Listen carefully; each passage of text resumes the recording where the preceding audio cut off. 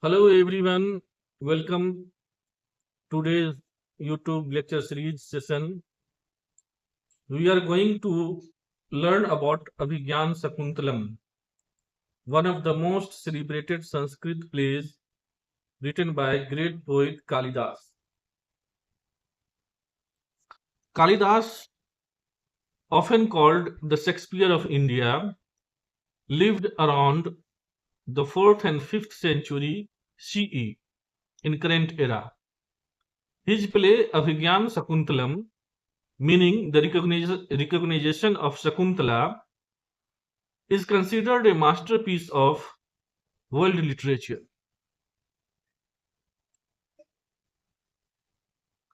Its beauty combines love, loss, fate, and reunion. The key character of the play, the king Dusyanto, a noble ruler of Hastinapur, Shakuntala, the gentle and graceful daughter of sage Saga, Vishwamitra, and celestial nymph Menka, raised in a hermitage. Next character is Kanav Rishi, Shakuntala foster father. Now the point turns to Durvasa. The sage Durvasa, a hot-tempered sage whose curse change everything. Now a brief short story of the play. The story begins in peaceful forest hermitage where King Dusyantu meets Shakuntala. They fall deeply in love and marry secretly through Gandharv marriage. One day, Seg Durvasa visit the hermitage, but Shakuntala and her friends. Shakuntala was lost in thoughts of her husband, and her friends were busy into planting and gardening. So no one pay attention of the sage Durvasa. They fails to greet him properly. In anger, Durvasa curses her, and the curse was like that: the one you are thinking of will forget you. The one you are thinking of you will forget you. Later, touched by compassion, Durvasa softened the curse. Dusyanto will remember her again when he sees the ring he gave her. But the fate intervenes. The role of fate comes here. The ring is lost in a river swallowed by a fish. When Shakuntala goes to the king's court, he does not recognize her. Heartbroken, she leaves from the court. Later, the lost ring is found inside a fish and brought to the king. The moment Dushyanto see it, memory floods come back.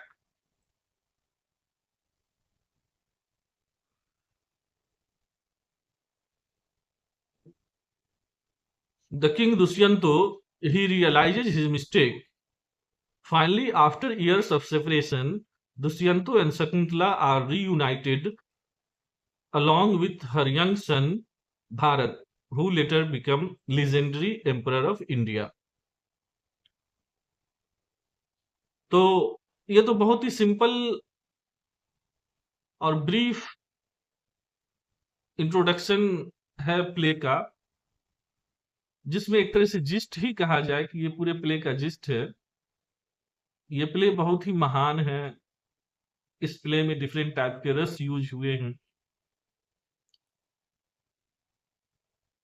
Kalidas क्यों कालिदास है, ये play, ये drama इतना important क्यों है, world literature में इसका क्या मूल्यांकन है और क्या इसका पोजीशन है, ये सारी बातें जाननी होगी।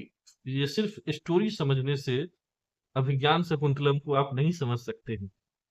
बेसिकली अभिज्ञान शकुंतलम क्लासिकल लिटरेचर है संस्कृत भाषा का, जो चौथी या पांचवी सदी में लिखा गया है। और वो चौथी और पांचवी सदी में ऐसा क्या लिखा गया जिसे आज भी पढ़ा जा रहा है और पढ़ाया जा रहा है, और वो भी संस्कृत भाषा में, जिसको बाद में विभिन्न भाषाओं में रूपांतरित करके ट्रांसलेटेड करके पढ़ा और पढ़ाया जा रहा है। इस बात को समझना होगा। तो प्लेन स्टोरी ये है कि हस्तिनापुर के एक राजा है जिसका नाम दुष्यंतो है। तो वो एक बार शिकार पे जाते हैं अपने लाव लश्कर के साथ, और शिकार करते करते जंगल में, वन में वो एक शांत जगह पे पहुंच जाते हैं, ऐसी जगह पे जहाँ पे कोई कोलाहल नहीं है, बल्कि एक डिफरेंट टाइप का माहौल है, जहाँ सीरेनिटी है, कामनेस है, क्वाइटनेस है, ब्लेस्ड प्लेस है, जहाँ पे जाने से आप अपनी सारी उदासी, गम, परेशानियां और दुनिया का जो वर्ल्डली अफेयर है, झंझट है, वो सब भूल जाते हैं। And there is another thing, your soul recalls your self, and there is where you search your identity, जहां आपको लगता है कि मेरी पहचान मुझे मिल गई है, I have completed here. It transform from physical to metaphysical, जहाँ पे आप बॉडी से रूपांतरित होकर आत्मा में पहुंचते हैं और आत्मा की सुनने लगते हैं, एक तरह से आध्यात्मिक कहा जाए, स्पिरिचुअल हो जाते हैं। ऐसे ही जंगल में एक जगह पे ये पहुंच जाता है राजा, और वो जगह जो है वो एक हर्मिटेज होता है, साधु का कुटिया होता है। और साधु में की कुटिया में एक कनव ऋषि रहते हैं, जो एक कन्या का पालन पोषण करते हैं, यंग कन्या, जवान कन्या, जिसका नाम शकुंतला है। बेसिकली शकुंतला जो है वो मेनका नाम की जो अप्सरा है, और विश्वामित्र जो गुरु हैं और ऋषि हैं, उस उनकी बेटी है। और कनक ऋषि उसको उसका फोस्टर फादर बने हुए हैं, उसके संरक्षक बने हैं, वो पिता तुल्य होकर के उनकी देखभाल और पालन पोषण करते हैं। जब राजा दुष्यंतो इस विलक्षण प्रतिभा वाले जगह पर पहुंच के उस अति सुंदरी शकुंतला को देखता है, तो अपना सब कुछ भूल जाता है। वो अपनी राजशाही ठाट बाट सब छोड़ के एक साधारण मनुष्य की तरह वो हर्मिटेज में प्रवेश करता है। और वहां जाने के बाद they fall love in each other, दोनों को एक दूसरे से प्यार हो जाता है, शकुंतला को और दुष्यंतो को। और वहां पे वो फिर भाग करके या चुपके से गांधर्व विवाह कर लेता है। और फिर राजा जब वापस आता है तो अपनी सिग्निफिटरी के रूप में, इम्बेलम के रूप में, पहचान के रूप में अंगूठी दे देता है। और राजा कहता है कि मैं फिर आऊंगा और आपको डोली में बैठाकर अपने राजमहल ले जाऊंगा। सब कुछ ठीक ठाक चल रहा होता है कि अचानक भाग्य का दखल अंदाजी जिंदगी में होता है। एक दिन जब शकुंतला अपनी पति के प्रेम में खोई हुई थी, ध्यान मगन थी, रिकॉलिंग, जब अपने पति को याद कर रही थी, ध्यान मगन थी, तभी दुर्वासा नाम के ऋषि का प्रवेश होता है। और वो कन्या जो है उस ऋषि को ठीक से वेलकम नहीं कर पाती है, क्योंकि वो ध्यान मगन में थी, देख नहीं पाती है। और ये दुर्वासा ऋषि जो है बहुत ही एंगर्ड टेम्पर है, हॉट टेम्पर्ड है, बहुत जल्दी इनको गुस्सा आ जाता है। तो दुर्वासा जो है, ऋषि दुर्वासा उस कन्या को कर्स देता है, श्राप देता है कि जिसके ध्यान में तुम खोई हुई हो, वो व्यक्ति तुम्हें भूल जाएगा।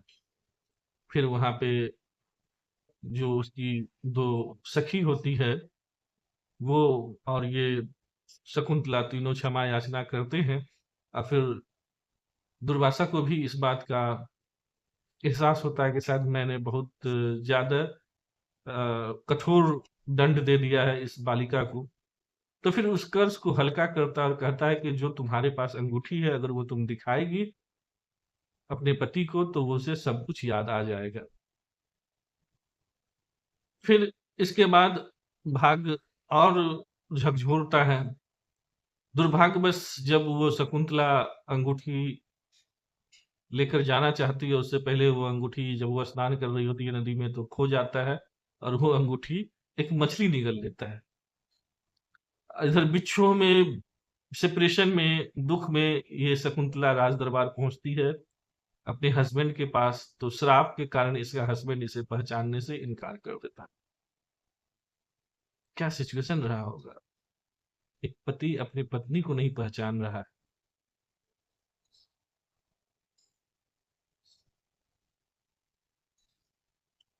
शकुंतला वहां से थरथराती, लरजती गरजती, आंखों से आंसू बरसाती वापस आती है और बहुत ही मिस्टीरियस, मिजरेबल लाइफ वो जीना शुरू कर देती है।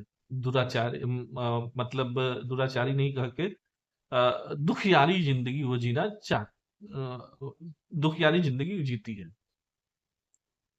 फिर भाग का तख्ता पलटता है, भाग फिर एक बार अपना चक्र चलाता है और इस बार वो मछली जो उस अंगूठी को निगल लेती है, वो मछली किसी मछुआरे को फंस जाता है और वो मछुआरा उस मछली को और अंगूठी को लेकर राज दरबार में पहुंचता है। राज दरबार में पहुंचने के बाद राजा जैसे ही उस अंगूठी को देखता है तो उसे सारी अपनी स्मृतियां वापस आ जाती है, आ जाता है और उसे उसी क्षण अपनी पत्नी का एहसास होता है और उसे एहसास होता है कि उसने कितना भयंकर भूल किया है, गलती की है। फिर वो अपनी पत्नी के पास जाता है, फिर दोनों का रियूनियन होता है, पुनर्मिलन होता है और इस तरह से ये नाटक समाप्त हो जाता है। कहने को तो ये एक नाटक है, ये किस्सा कहानी है, लेकिन इसमें बहुत सारे ऐसे पॉइंट्स हैं जो हमें समझना होगा। सबसे पहला पॉइंट, अगर हम फेमिनिस्ट पर्सपेक्टिव से देखें, महिला के नजरिए से देखें,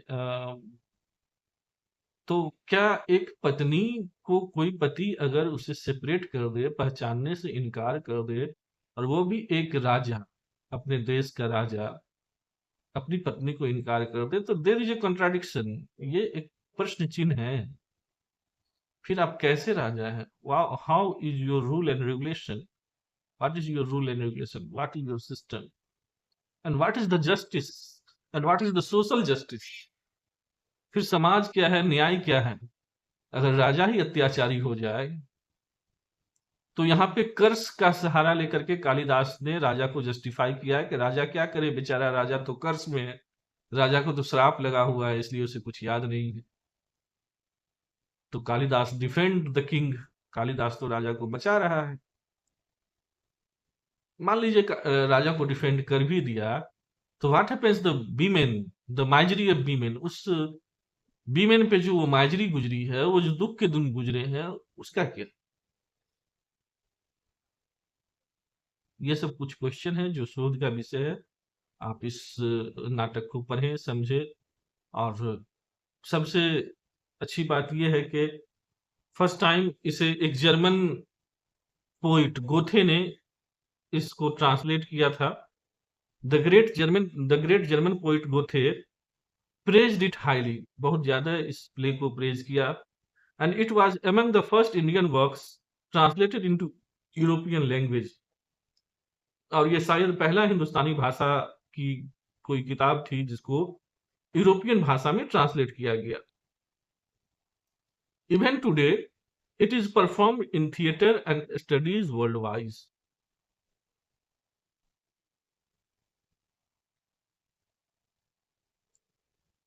We will discuss its critical appreciation in the next videos.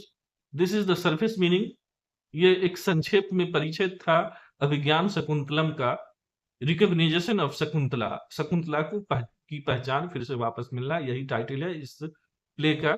This play is basically written in classical Sanskrit. In next videos we will discuss the critical analysis and appreciation. अगर वीडियो अच्छी लगी हो तो लाइक करें, शेयर करें and subscribe करें। Thank you very much.